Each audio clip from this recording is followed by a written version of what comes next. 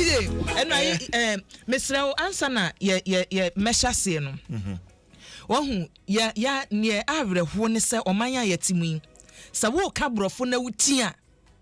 Ye to me the throw, ye to me the ye would deem. But yan kasa ye local languages in Noah. Ye dear, say nipano, or ye beni. Se woye santini se woye dakatini se woye moni tribe bia obi aye no se oka no tia and dey fa ne normal se ye tradia ba national newspaper mu na ye se ye ntua demo a omo atwero ye na ndisi amanyoko no kwakubu ahete ho ya santini mihia no na enam ne be preso nye se ne atwere ye ntua wo na so we dey krata no atwere ni say ana enye krata no Akogan Sunday placards omo ye flyers omo ye nyina no nye say ne atwero ye ntua omo spell saying won say we ye ntua o ye ntua no ma spell ne ho no ye ntua so omo edi akire no ma dwen ba so a kademu no omko ye ntua demu ye ntua send spell ye ntua nchi wa sante kasem ye ntua ye utitwi ye ntua difference wom eti wey do eno me ne ha me wom ne say ye pay attention to eno because ye hu ni so brofo na wonte e eno so nye ye kasa enti Pablo Akuapem kra de twi no omo de no omo Bible translation ni we no fa akamfo na we ndisi amanweko num no se mo se twi na mo twero ya enye ye ntuani enti mo nko back we ye ntua se mo be ko other regions a se mo be ko other regions a unim mo kwa na mo twera ma mo nko twero we ye ntua we nye ye ntua omo hwe se region bi on be ko fly bi on be omo be pe the correct spelling of ye ntua we ye ntua Matias nti ye nko Matias abisuafo ebiaba wahu yenuanoma sebe wo mo hurusu yi wo the press release biaba se uraga bi asaro kire da kon okay wa tro ayibi ewo social media afa man pani dada mahama nsem onansen wa kruchire gu Facebook afa man sikasem ho no na ura gabi asaro kire da kon posti listening to John Mahama preach on the economy is like hearing a stammerer apologize to stammerers, and not only boldly criticizing at Sarkodie's rap, but trying to convince music lovers that Sarkodie must learn how to verbalize from him the stutterer. That's it. Or the Omo Asebi Omo Hroso. Now we and Ghana Stammering Association. Omo Asebi Omo Hroso.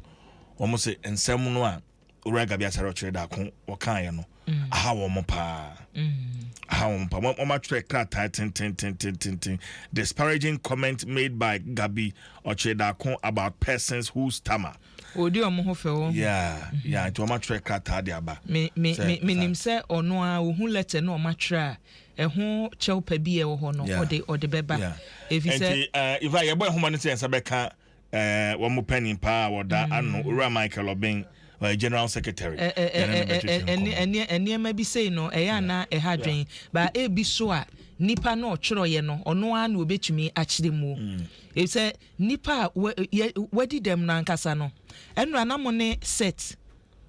akwala na mo try say mo betumi abo akwala no you know o mayi mu no emra ya hyehye gubuku mu a yemfa nya dwuma no Self Disability Act na CJ ye shemra no ye ma 10 years grace period 10 years emfiedu se emfiedu no eniema e wose ye na ye boa adan a ye sisi e wose ye ma na ye disability friendly no ye nyusu 10 years nye enti government agencies ahoro ene schools ahoro no ye nim say ye person kwada wadi dem ko school ni bi it is a steps na ye ya staircase ni ye nyama na ye disability friendly say ye janan ye ya ye nyama na ye disability friendly 10 years na twem ye nye eti ka wo say ye obi ye bold say me ba wadi ne hunama kwam wadi dem ye se emremu no ye nye say ye nye ti me de kokko to beto sabre ye nye eti se duru say ni wo bi so be kasa no aka so ye di me ho few ni we ya CJ Gabi oye lawyer ni onim ye wom chelpa bi e wom famra ni enko na yankwai the Ghanaian Times na busuafo ene fie boja ye de ebe hyase na Ghanaian Times anim ne o catch picture no ya de wo ma no long shot kakra ohun siye ade no ko na chi we kura na se we nye drone shot and ebe drone shot omo ma ye drone one we drone shot wa catch ade no eti nipa no a ewo mu no se nye drone so de bia na ogina overhead bi so a o twen no ma betwam overhead na se because otimi camera person na no ko ye no o catch up ma me hwe story no ne o tro ye na me hwe adwuma otumi eye no enra ewo ye ntua de munum se wo hwe asije otukwa no ka se nipa almost 15,000 or say be 15,000 and anro mu yi omuti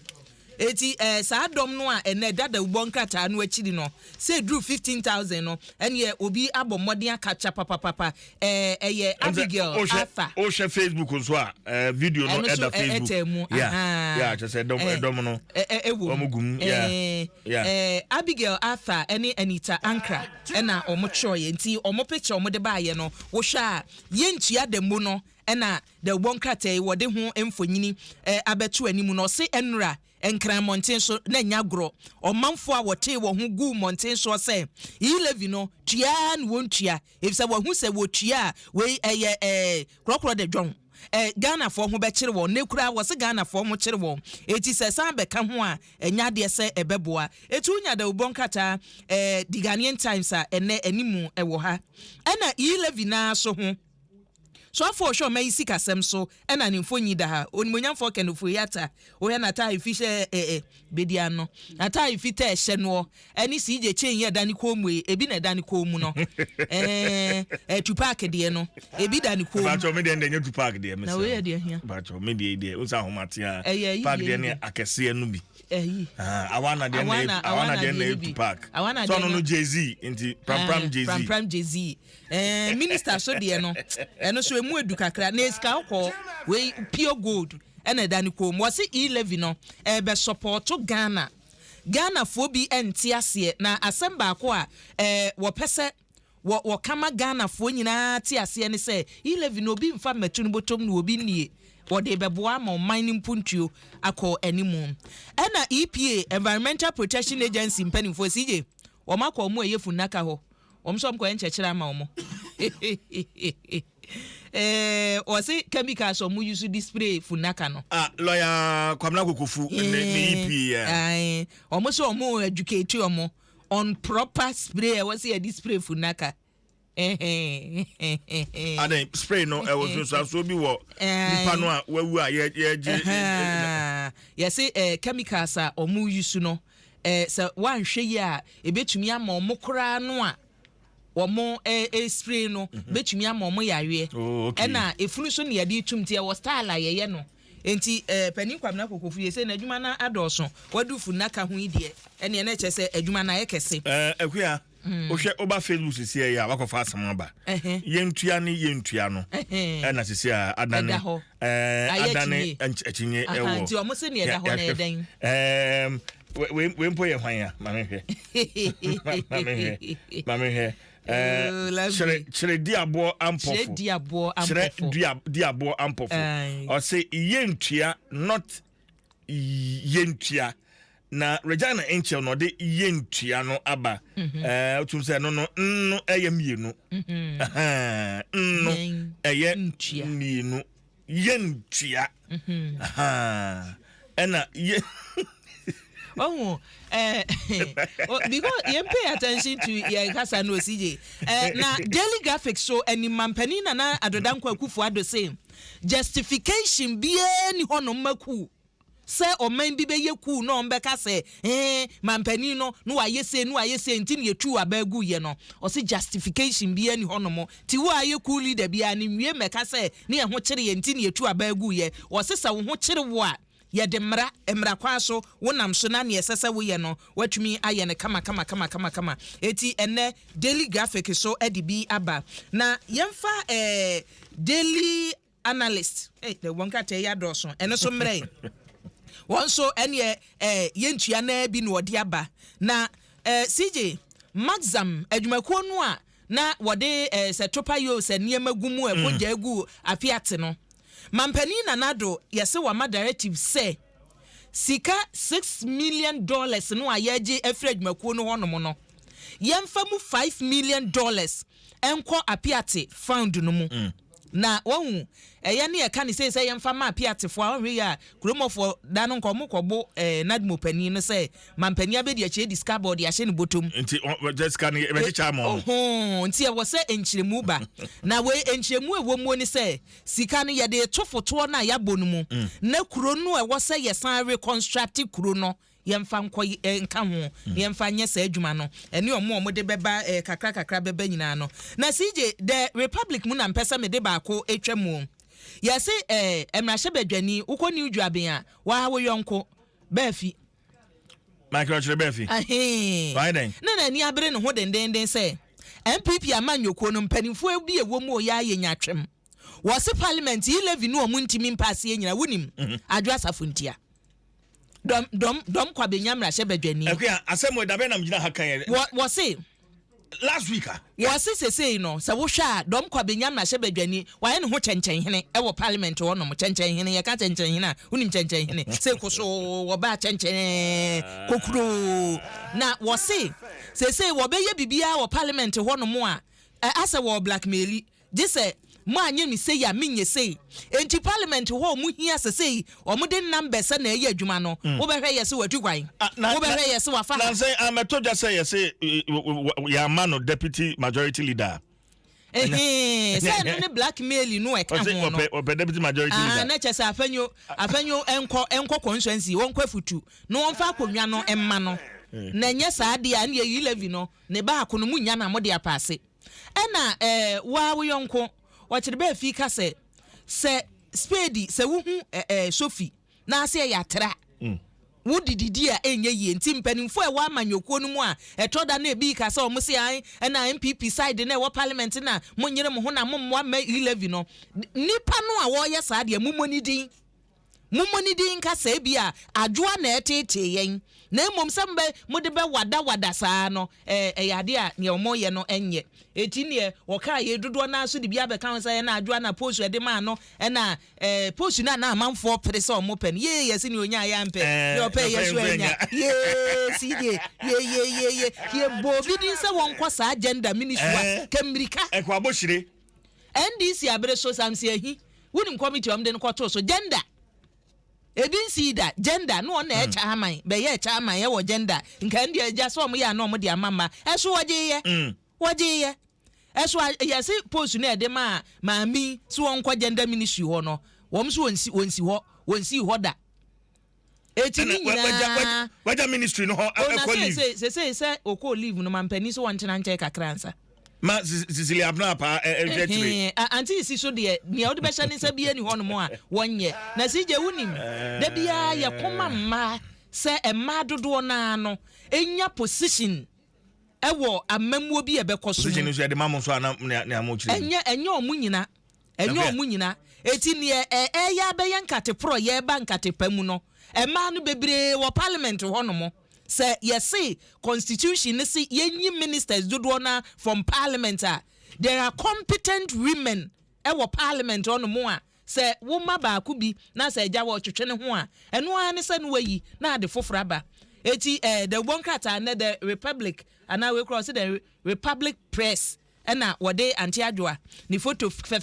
oba fe oba broni se soche kokomronwo wode ni mfonyi abeto ekire se mfonyi ne de ye na emu masem aka ho no condemn to gigrebu ana e kan say condemn to grebu kokode kokomronwo se soche obi na ka se mi didi soche wa ye soche peche ena wode ekire ena the new weekend crusading guide na the bonka tani on so de aba no say aban say E-Levy no mo ka so mo de ba no amanfo nya ya na o makan e na mo de mudi di peche na ye ne aka na mo se ye ntua E-Levy ne ho be kire yen so fo a wo hwe o mayi nkra to nsem so ene swafo hwe ma isi kasem so say abanye di kan de abetu dwa say expenditure afi aban beye no oma cutting it down 20%. Omo si dia committed say ombeye ombehwe say sika bia aban ni di no CJ wo betete so eti weekend crusading guy a guy de so de aba na no ahu je no mosquito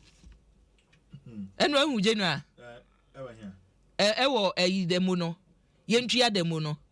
ye adwuma ni ana me no ayi mafirim yentua demo no I confused ever say yentua demo no eno ahu je no no dimbion oh akotade no